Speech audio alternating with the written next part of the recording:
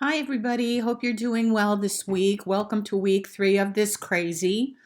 The first activity for the week is about the war in the Pacific.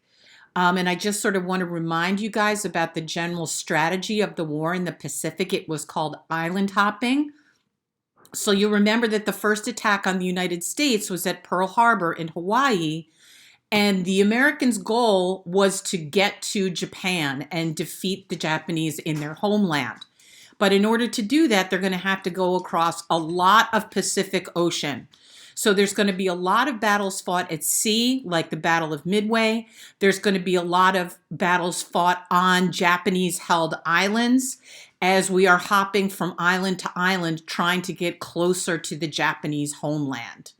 So, and as you guys probably know, ultimately the United States did not invade Japan, but instead used the new nuclear weapons on Japan. And we'll be looking at the decision to use those weapons, what the president was faced with.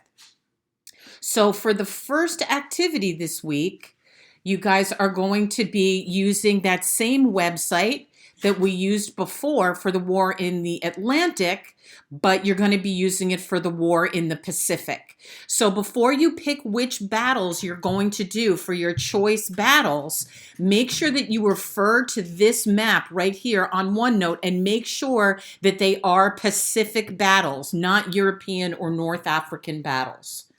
Okay, so it's the same thing. You're going to use World War II, a visual history. Go back to that and enter in. And this timeline starts on 1941. So you're going to be looking over here on the very right-hand side of this map and over here on the very left-hand side of this map. Those are the ones that are the war in the Pacific. Okay? And then you'll just fill out the timeline like you did before. Okay? And you have 2 days to complete this activity.